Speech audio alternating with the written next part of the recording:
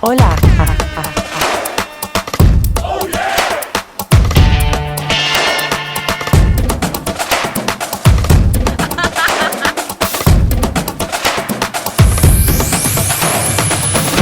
Good morning. How are you, girls? We're good. We would like to welcome you to our channel. Yep, we said it. I'm Monica. I'm Maritza. And I'm Elizabeth. Sit tight and hang on because you're going to be in for a ride. So, You Monica, never what know. Topic we'll be getting to. Today we are diving into gentle parenting, which I don't know a whole lot about that yet. My children are older, so I never dealt with that. My children were not gentle parented. So I know Maritza has some grandchildren, so you are actually seeing all this. Yeah, so let's hear what you have to say, Maritza. What's going on? Girl, let me tell you, gentle parenting is a myth.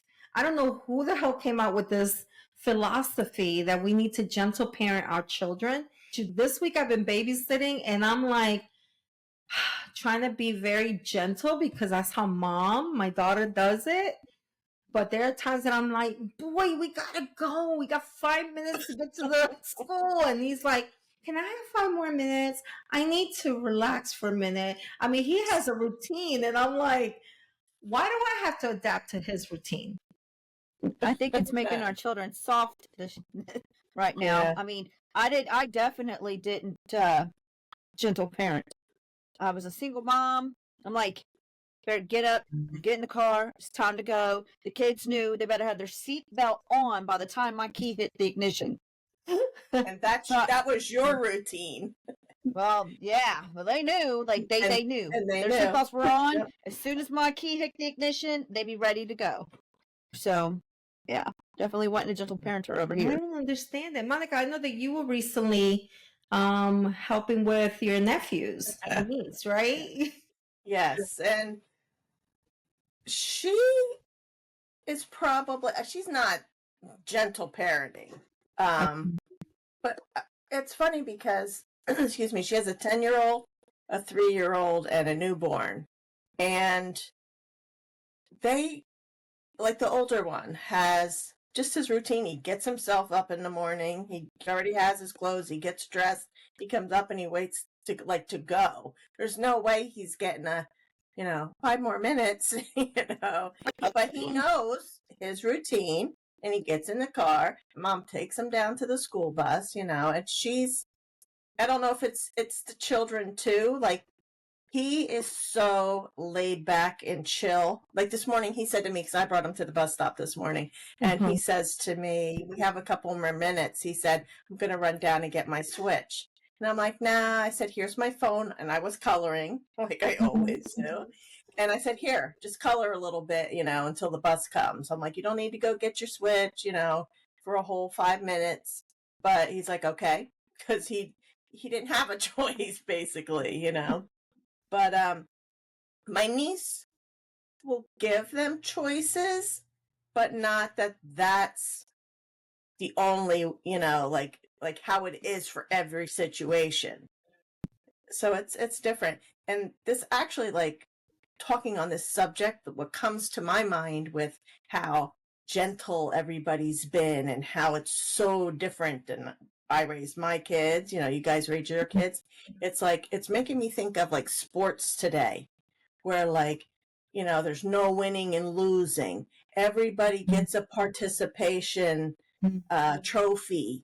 It's like I feel like you're not setting these kids up for real life. They have to know, not everything is going to be the way they want it to be. And I feel like they're not learning that skill to have to like disappointment or, sadness. Oh my goodness, we lost, I'll try better next time, not just, I don't know. It's so different than when, we raised our kids or, I played sports when I was in high school and middle school, and I'm glad that wasn't the situation then because I feel like the kids that put in the work, the ones that won, like now it's kind of like a slap in their face. Like, Why are we playing in friendly competition for a trophy or whatever, or to move on to the next step, if everybody's going to get the same reward?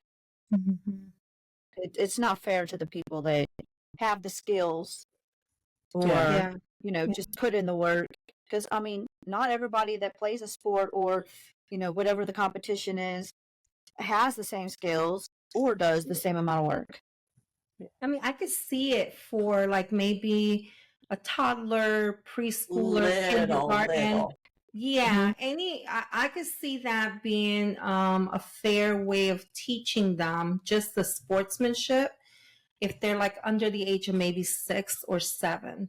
But I have seen some sports where they're, 10, 11, and they do the same thing. They kind of just, everybody's a winner. And I'm not saying that it's important for us to, it's more like what Monica said. It's important for us to give them that, not to set them up for failure. Let them know that, hey, you're not going to always win, and that's okay too. A win is a win if you feel good about being able to participate, being able to at least accomplish what you try to accomplish, but you don't always have to walk away with the trophy. And we're taking that away from them. Do you guys think that it has to do more with like social media, or because I know our kids weren't raised on social media? So I don't know. Do you feel like that might be more what's impacting that? That's a whole internet. It's a whole that's nother. a whole nother topic, right? That's a whole nother. Yeah, because my kids didn't grow up on social media. They, I think, right at the end of them getting ready to graduate, I think they started to have some social media. Social media is, I mean, it can be great, but it also, especially for the younger ones, I feel it can be really tough because people can be brutal, when they're not, when you're not seeing them, and you're behind that keyboard and you're typing, and the stuff that, people say to each other, these kids, and the quick turnaround. I mean, boom, something happens and 2 seconds later, your whole class knows, your whole school knows, so it's not even, I don't know. This whole, I'm so glad my children are grown. Yeah, on my end, both of my kids were ADHD.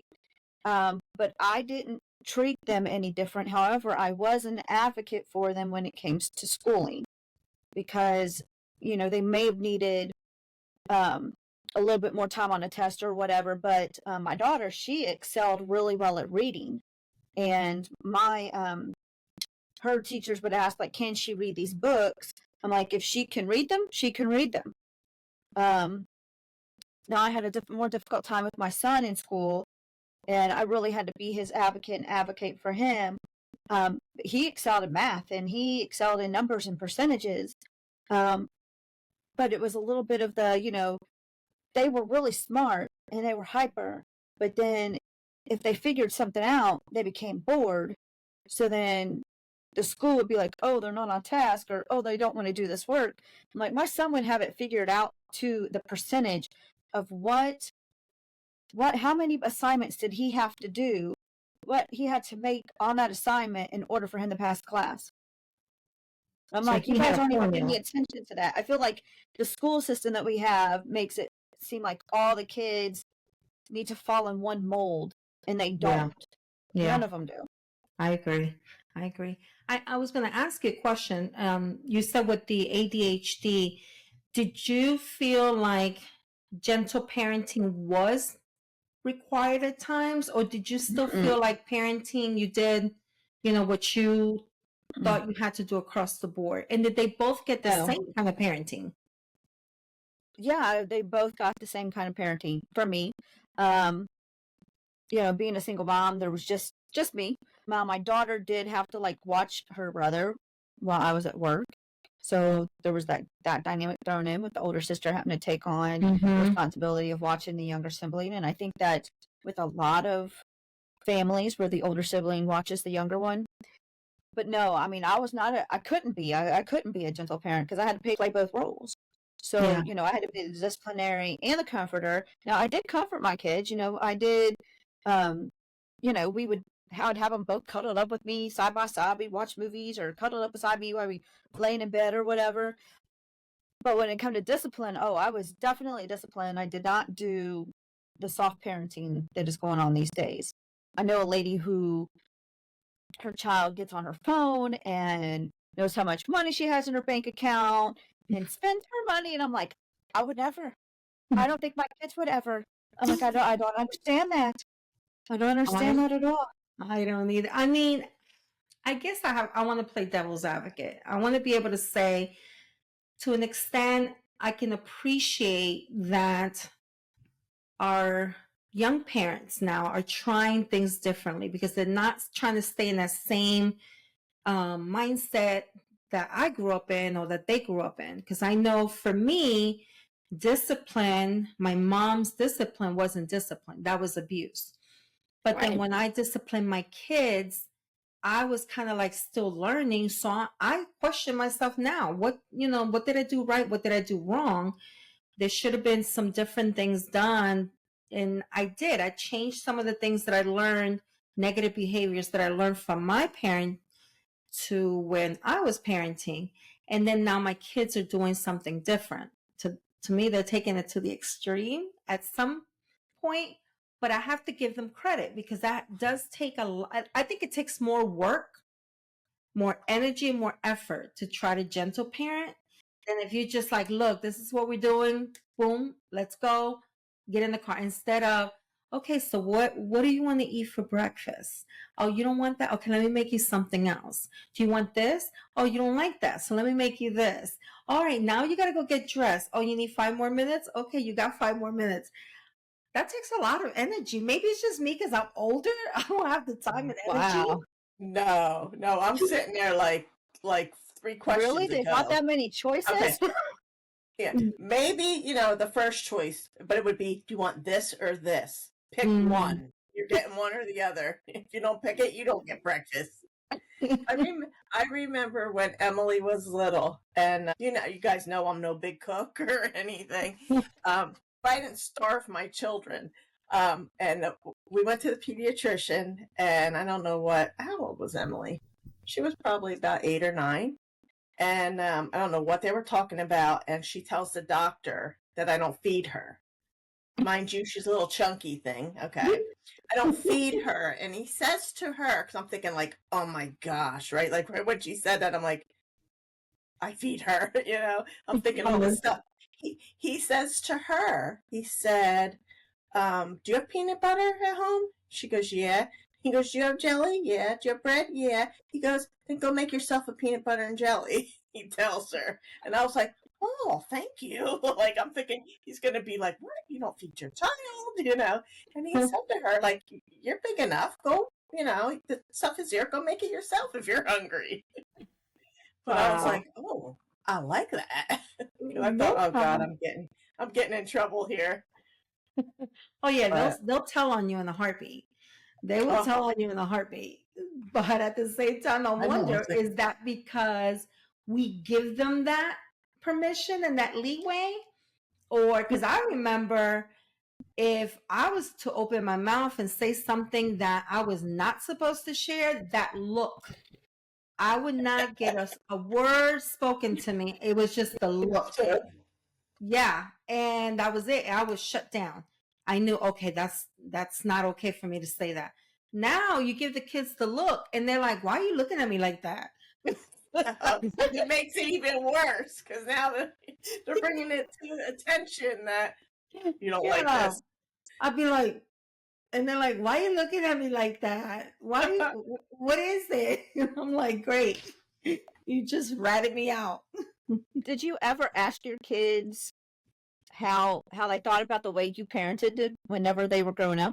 That's a good question because yes, we've had this discussion. I think instead of asking, I think I spent a lot of time apologizing because I felt like they were, I gave them a lot of harsh punishments.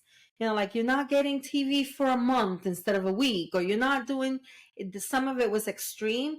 And I know my oldest girls, I think that they really got the worst part of my mothering because I was 16 when I had my oldest daughter. So I really didn't know a whole lot about discipline. I didn't know a whole lot about, guiding them. And it wasn't until I had my third child that I started realizing, okay, I'm not doing this right. By the time my fourth child came along, she got the best of the best. And they all say that, well, you got the best because mom used to let you do whatever. But it wasn't that I let her do whatever. It was that I did things differently. I was able to discipline her differently, and she caught on to, if I do this, I get this. Or if I respond this way, then this is how she'll respond. And we had that understanding and that dynamic. But it makes me sad that I didn't do that with the other three. So I never criticize how they parent. There are times we've had a conversation about why do you give them so many choices, or but I don't say to them, oh, you shouldn't do that. In the back of my mind, I'm thinking it. I'm like, why the hell are you doing that? Shit's not going to work. But I don't, because I know that they're also learning and they're going with what they feel is best for them and the child. Yeah. It's just hard for me to adapt to it because that's not how I grew up, and it's not how I raised them. So there wasn't a whole lot of choices when I was growing up. There was not a lot of choices when my kids were growing up. Now my daughter will say that I didn't follow through with punishments, but because like I'd be like, you're grounded for a week or whatever, right? She's like, Mom, you don't follow through. Later on in life, she would tell me you don't follow through, and I'm like, okay. I'm like, how am I supposed to? I'm at work. Like, you're really going to stay off of playing a game or stay off of this or not do that whenever I'm not around? I'm like, how am I supposed to enforce it if I'm not here? You're right. Right. What are your thoughts on like chores? How young should a child be before they start doing chores? I think you need to teach them from a young age. How old were your kids when they started having responsibilities? Mine never did. Unfortunately. No? Because I think probably because I never had to really do anything. Which I regret now. I really regret not having them. I don't know. Yeah, I don't know. Like, that was never even, like, Herb growing up, they had to do chores. But, like, I never had to, so therefore I never had my children. But that is something I regret that I didn't have. With my kids, they had to clean their own rooms, always. We would do, when they got older, they would do taking turns on whose turn it was to do the dishes. I know when I was growing up, we had to do the majority of the house cleaning growing up. So I don't think I really focused so much on that, which, I guess I kind of couldn't with being a single mom and working and all that. I would probably make sure that things were done if they didn't do it. And I think also, like, the three of us, Elizabeth, you were a single parent, so you weren't home a lot. Maritza, you worked, right, when your children. Yeah, I was a single mom. Okay, I was married and I was home, so I think that's a different. You know what I mean? Like, I was there, so I was just doing stuff. You know what I mean? Like, if they were in school, I'm picking stuff up. Like, because I was home all the time. I didn't have, I wasn't out of the house working. So maybe, that also might have been different, that if I, wasn't home 24/7, then I would have had them helping, help out here, help out there. Yeah, it was different. I wasn't like, my kids all had responsibilities and chores, but I wasn't like, if you don't do this, this, and this, I would get on them like, okay, you didn't do the dishes, you got to get them dishes done. Now, when I remarried, my current husband, his mentality was different.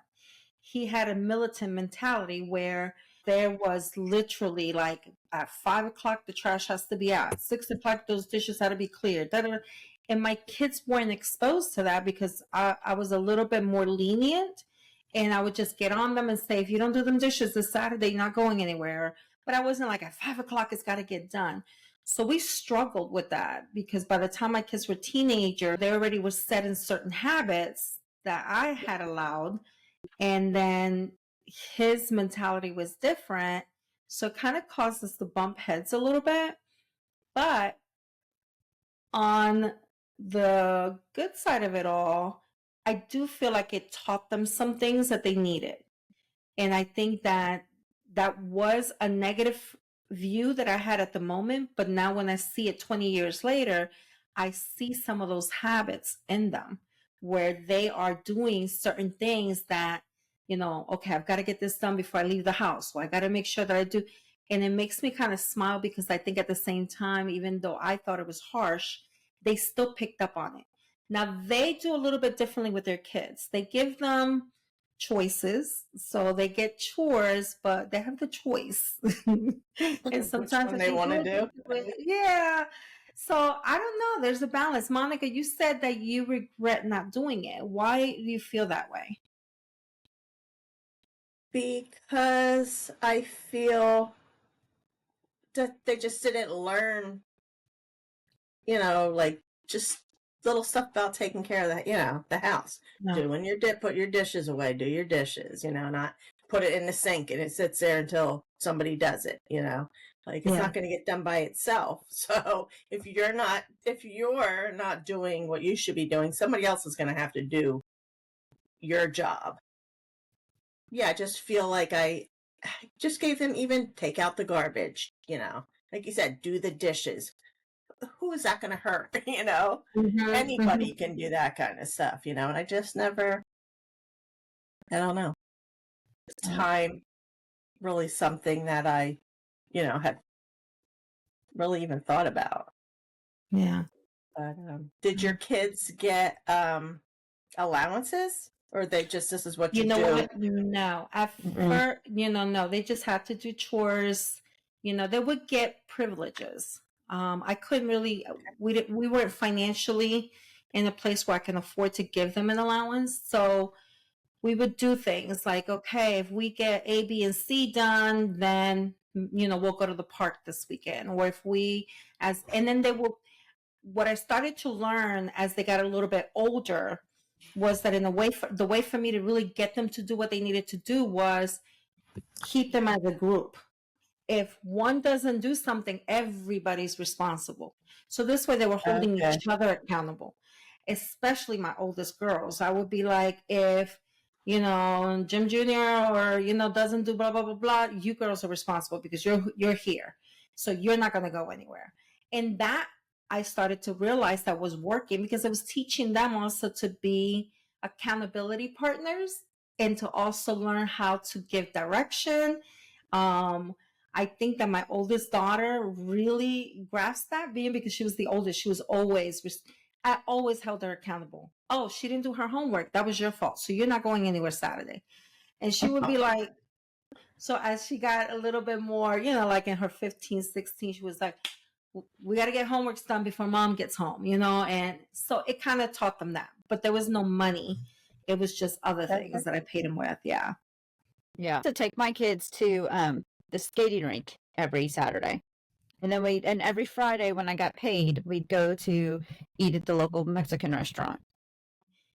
I'm not saying that giving them an allowance is a bad thing, because there are people that do that. And I think that's great if you can afford to do that. But you also should have other choices besides just giving them the money. And if you're giving them the allowance, are you also helping them learn how to spend that allowance, how to save, so there should always, I feel like there should always be a lesson behind what you're doing, because you're setting them up for success if you're teaching them young enough. Like a perfect example, even after all of the craziness this morning, where I'm like, okay, we gotta go. Okay, I have to spend the night, take care of the grandkids because my daughter's out of town. But when we got in the car, I felt like I had caused him to be a little like tense because I was rushing around, and I already know that he's the kind of child that needs to be like in an element before he goes to school. So we're in the car and I'm teaching him some breathing techniques, and he looks over at me. He's 10. And he looks over at me. I said, it's like, the yoga breathing. I started doing that breathing exercise that we learned the last time we went to that session, to that mindfulness session. And I'm Yeah. like, you deep breath, let it out. And he said, do it again, Mama. And then I did. And he's like, yeah, it looked like you really needed that. I was like, I'm trying to teach him. I'm trying Oh to my teach him how God. to do it. And he's like, do it one more time, Mama. And I did. And he said, looks like you really, really needed that. And I was like, Little smarty. That's so funny. little smarty pants. But then when we pulled up to his school, before he got out of the car, he did it. He took a deep breath, let it out, and he took another deep breath and let it out. And I did the second one with him, and he didn't speak about it. He just got out of the car. So again, they learn, even if they tell you that, they don't want to be bothered, they pick up on things that we say and do. So we should still continue to do that. So I'm just wondering if some of the parenting techniques that they have these days are reversing or undoing some of the negative parenting that we learned and maybe did. You know what I mean? But I don't know. I just know that there's some people where I'm like, oh, your kid needs a spanking. You need to put the fear of God in them, because I think that's the only thing that's going to change them. But good point, Elizabeth. I didn't even think of it that way. So it's kind of like trying to undo what they experienced. Mm-hmm. Yeah, I guess you have to find that balance, and it's hard. And I think COVID, the time that people spend behind closed doors by themselves, away from, society pretty much, I think made it more challenging too, where maybe some parents were just at their wits' end. And then at the point that they had to just be like, you know what, do whatever. Maybe that's where gentle parenting came from. Because I didn't hear about this until about 3 years ago, where my youngest daughter, we were having a conversation about the boys doing something. And I was like, you really need to stay on top of that, because they're toddlers now. But once they go, and her response was like, well, Mom, in gentle parenting, and I heard that phrase, and I said, what's gentle parenting? So I text the other kids, do you gentle parent? Do you gentle parent? I text a couple of my friends, and their kids that have kids use the phrase. And I was like, what the hell is gentle parenting? So I started researching it, and I was like, wow, where was this when I was growing up?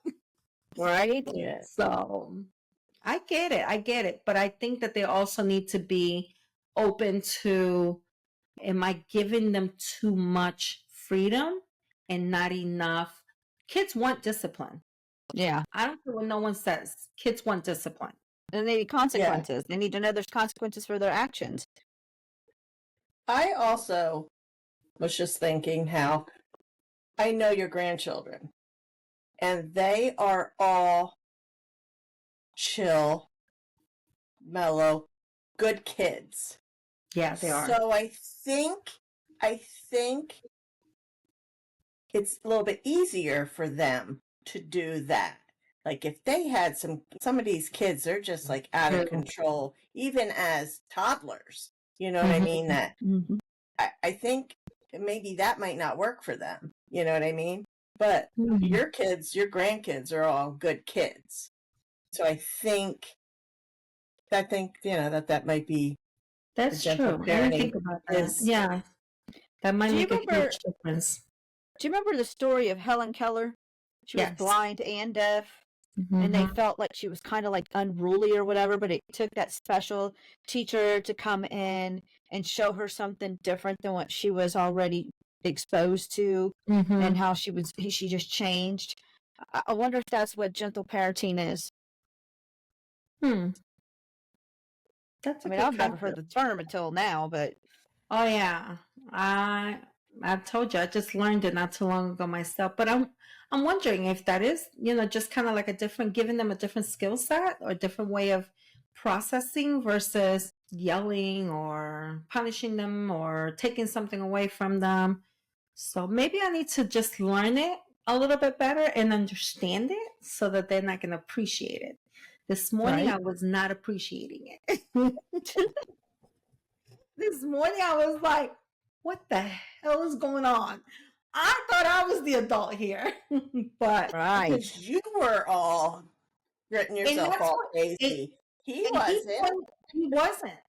He wasn't. He was so chilled and laid back, and you know, just like, and I'm like all frantic because I'm thinking he has a test. It has city testing today, so I wanted him to be at school on time. I didn't want him to be late, and but then when I got in the car, I'm noticing that, he's still kind of like looking at me like, okay. We get up there and I'm teaching him that breathing thing. And that's when he reminded me that I needed that. He didn't need that. Right. He was fine. You were probably stressing him out. He wasn't. I was stressing him. Exactly. Yeah.